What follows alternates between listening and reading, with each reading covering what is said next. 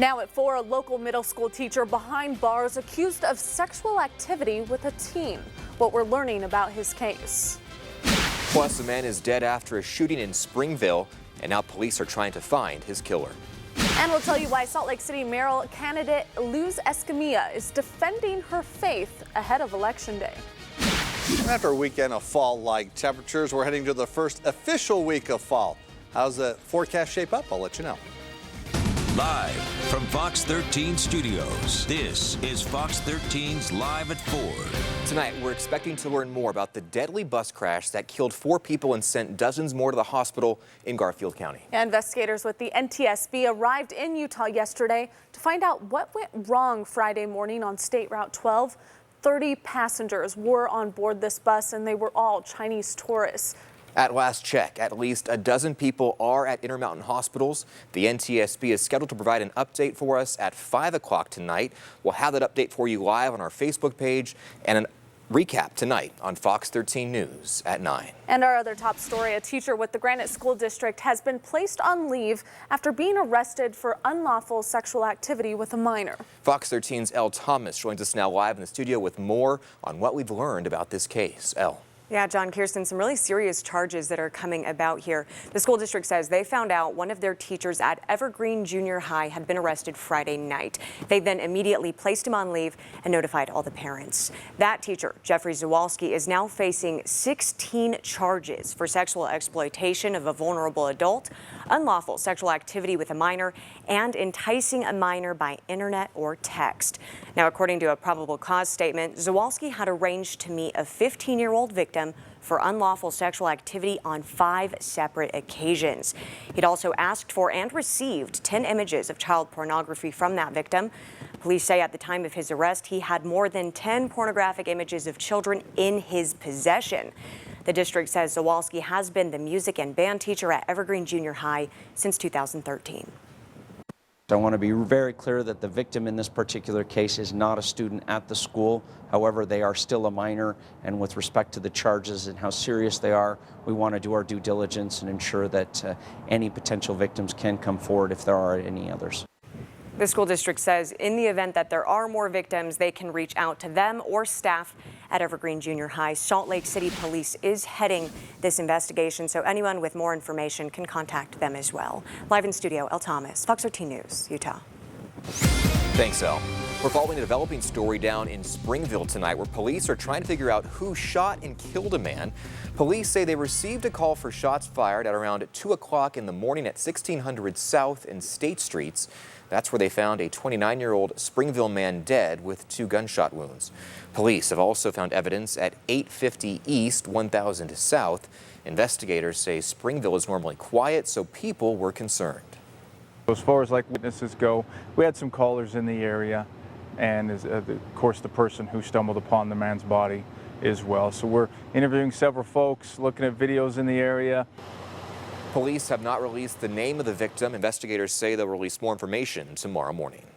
And just into the Fox 13 newsroom, police in Sandy need your help finding this missing girl, Liliana Pliego. She's 14 years old. She was last seen wearing black and white striped shorts, a gray hoodie, and white shoes. Now, police think she may be in the Murray, Cottonwood Heights, or Mill Creek areas. So if you know where she is, call police. Salt Lake City police are searching for 3 suspects in an overnight shooting. Police say a fight broke out between a private security guard and 3 men at a party at 4:30 this morning. Officers say the men pulled a gun and then a shot was fired.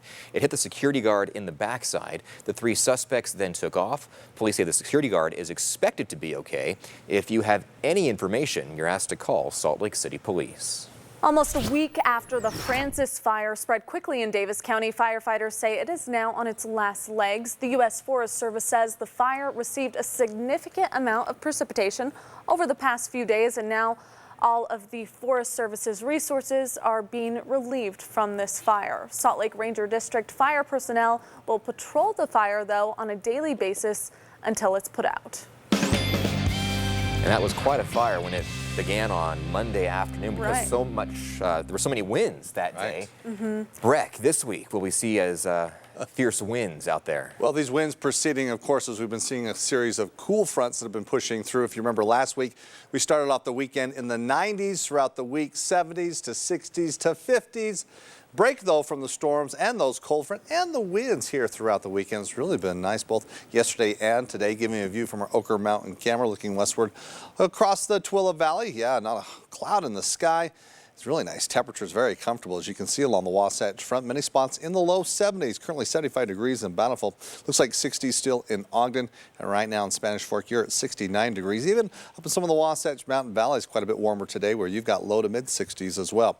Looking over to Price, 69 degrees right now. 78 in Milford, mid 70s in Moab. And we did get up into the mid to upper 80s in St. George. We'll show you the temperature change over the past 24 hours. Again, temperatures in contrast to yesterday. Anywhere between on the low end, 5 degrees, upwards of 10 degrees warmer than yesterday. Still finding temperatures slightly below normal. We're going to keep warming things up. It doesn't get too hot. It doesn't get too cool either. But we do have a storm and a threat of showers. I'll show you when that will hit coming up in your 7-day forecast in just a bit. Thanks, Breck. The University of Utah says it's a tragedy, but it has no responsibility for Lauren McCluskey's murder. In a new court filing, the U asked for a $56 million lawsuit by her family to be dismissed. They say they are not liable for the actions of the man who murdered McCluskey on campus last year. The McCluskey family argues that the youth failed to listen to her complaints of harassment and is responsible for her death. A federal judge will decide if the lawsuit goes forward. A Utah County man had to be rescued from a cave just north of Vernal this weekend. The Uinta County Sheriff's Office says a 20-year-old man was with two of his friends and they were inside Toothbrush Cave yesterday morning. That's when a rock fell on his head and knocked him out. Crews took the man to a nearby hospital where he was treated and released. His name is not being released.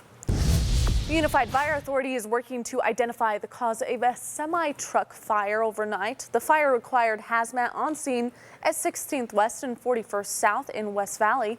Unified Fire says around midnight, small amounts of smoke started coming out of that semi-trailer containing vinyl adhesive chemicals. After a one-block shelter was put in place, crews were able to neutralize those chemicals. Thankfully, no one was hurt and no neighbors needed to evacuate. Near this hour, Utah Highway Patrol troopers have identified a man killed in a crash last night in Millard County. Troopers say 52-year-old Eric Gardner from Loveland, Colorado, was driving along State Route 6 in his Nissan Altima when he went off the road and rolled. Gardner was partially ejected from the vehicle. He was pronounced dead at the scene. UHP says he was not wearing a seatbelt and that impairment may have been a factor. A St. George man is behind bars for allegedly stealing $20,000 from his employer. According to the St. George News, 35-year-old William Duncan is accused of using a company credit card to make personal purchases. Court documents describe one scheme with Duncan buying tires from a wholesale supplier only to sell the tires to other employees and pocket the cash for himself. Duncan is now locked up in the Washington County Jail. Luz Escamilla is pushing back on criticism of her Latter-day Saint faith. The candidate for Salt Lake City mayor published a blog post on her campaign website saying she will not be beholden to the church if she's elected mayor. She says in an email that went out from a former general authority in support of her was not from the church itself. Former Mayor Rocky Anderson has been critical of Escamilla and the church's potential influence on City Hall. Escamilla's election opponent, Aaron Mendenhall, has said that attacks on a candidate's faith have no place in politics. Well, 3 new iPhones are now in stores, but not everyone has the spare cash to buy one. But coming up, we'll tell you how you can make your current smartphone last even longer. And I'll tell you what you can check out at this weekend's Urban Art Festival. That's still ahead. This is Fox 13 News. Welcome back. With more and more serious illnesses and even deaths being linked to vaping, there's growing concern about what should be done. Yeah, federal officials are now going as far as to begin a criminal investigation. Fox News correspondent Mark Meredith has more from Washington. The Centers for Disease Control and Prevention says the number of people getting sick from vaping is on the rise. This as officials in Missouri announced a new death believed to be tied to vaping. The FDA says it's also launched a criminal probe into the matter. The Missouri case brings the total number of vaping-related deaths nationwide to 8. The CDC says they have 530 confirmed and probable cases of lung injuries, and this is impacting at least 38 states and 1 U.S. territory. Health officials say so far there is no one single e-cigarette, vaping product, or brand that has been tied to this health emergency. The CDC calls it a complex investigation, but that it's found a vast majority of the people that are getting sick are men between the ages of 18 and 34.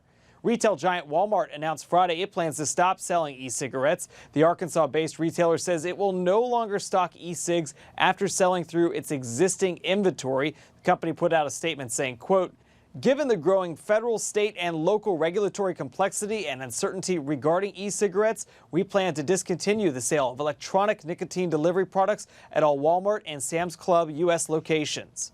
Some lawmakers say Congress, not just corporate America, needs to do more to convince the public of the dangers of e-cigarettes. It's frankly unfortunate that it takes so many people to get sick and even die across this country before we really pay the kind of attention that we should. We need to get these products out of the hands of our kids, and we need to do it now. We're going to be working tirelessly to make sure that we keep these products out of the hands of our young people.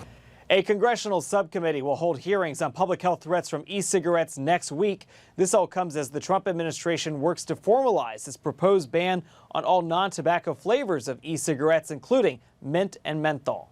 In Washington, Mark Meredith, Fox News. This week is National Rail Safety Week, and one Utah nonprofit wants to keep people safe near tracks and trains. Utah Operation Lifesaver says within the last 10 years, there have been 134 crashes involving trains. 28 of those have been deadly. One thing the group wants to let people know about is to not take photos around train tracks. We got a lot of people, athletic teams, drill teams, high school photos, wedding photos, and wedding announcement photos, all on railroad tracks. And it's private property, and that's dangerous.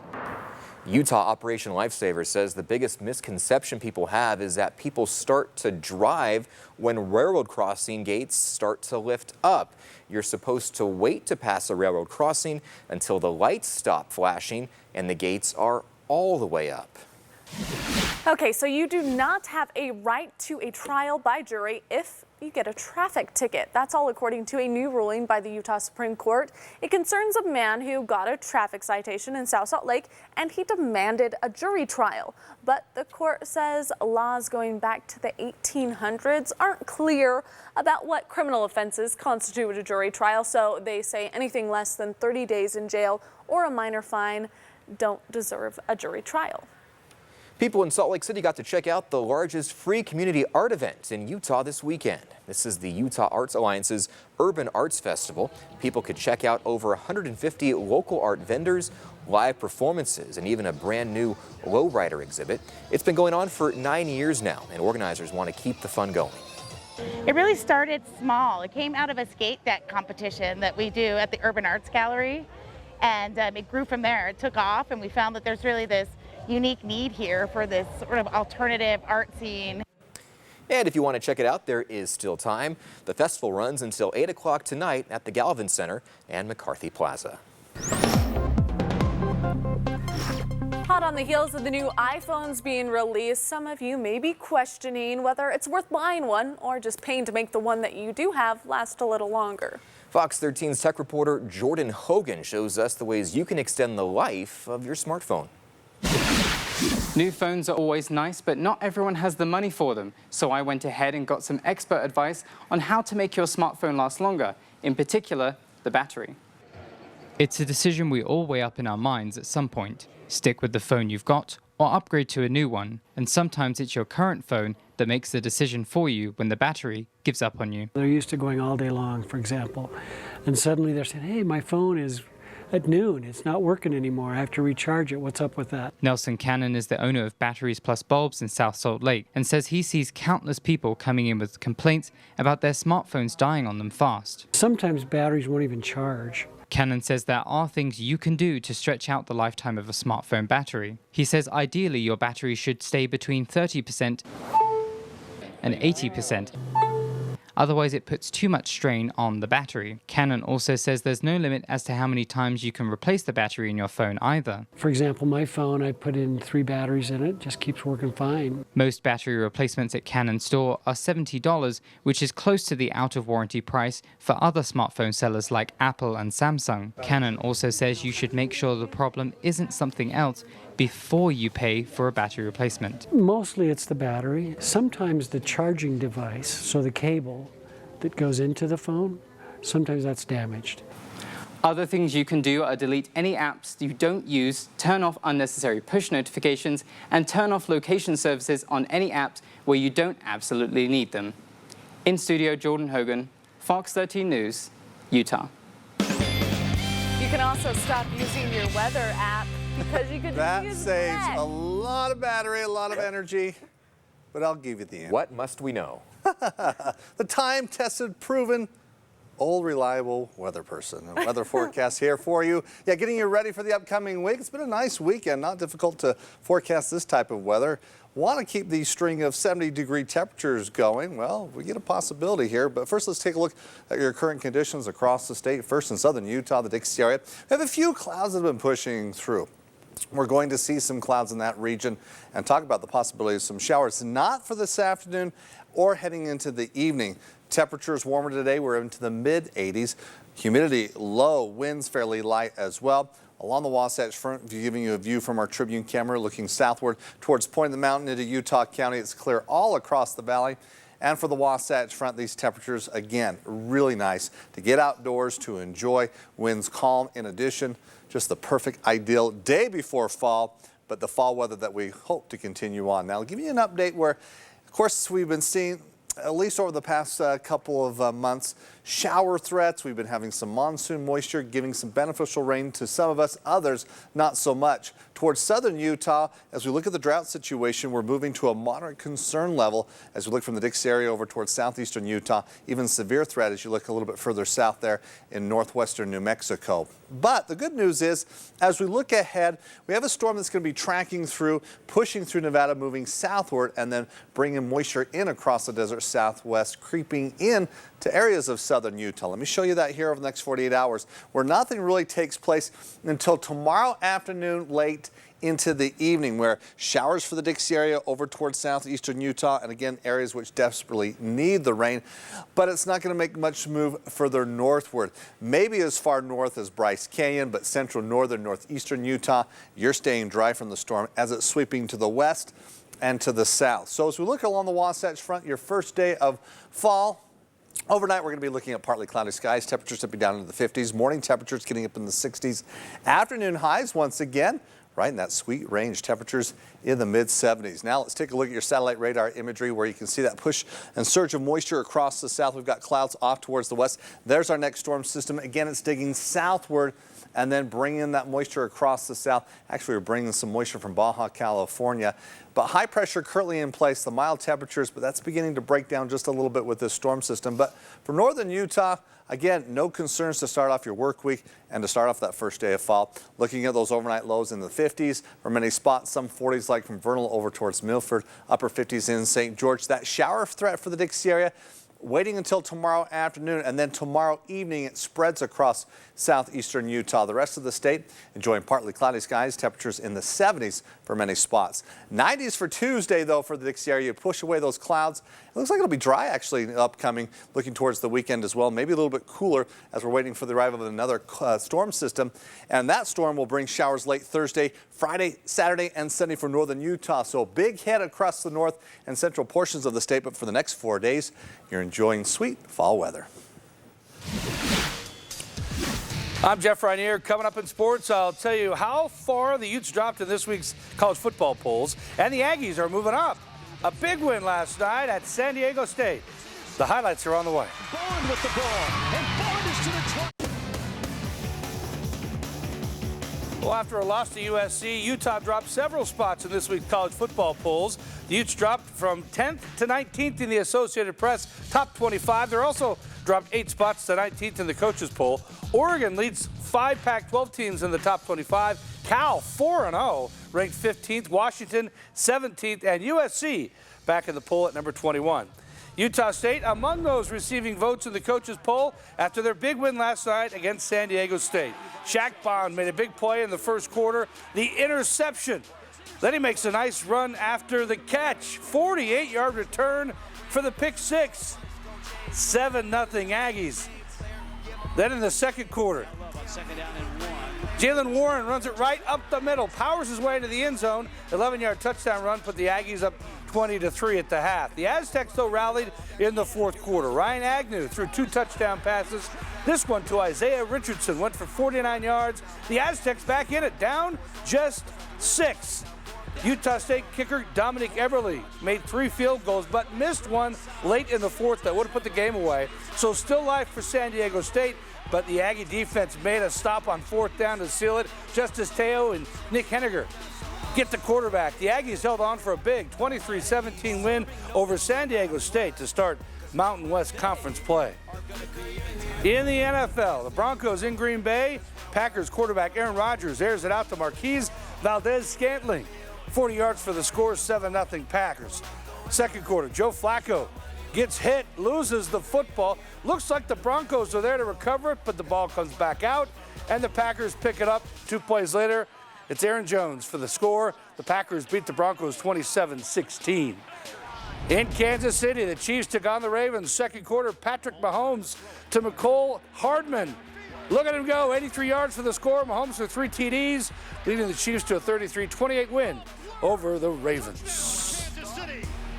Utah State, that was a huge win for them. That was. San Diego State's a good team, so to start 1-0 with a nice road win, pretty good. All about winning the conference now at this point. It for sure the is. Yeah, they're focused. They're looking good. Thanks so much, Jeff. Can we take one last look at weather? Oh, we're going to have a nice day tomorrow. 70s for the first day of fall. We like that. Northern Utah, no rain, but southern Utah, maybe a chance of some showers. Awesome. Yeah. Great. Full proof of that one. All right, Thanks, thank you. And thanks for watching. We'll see you back here tonight at 9 o'clock after the Emmys.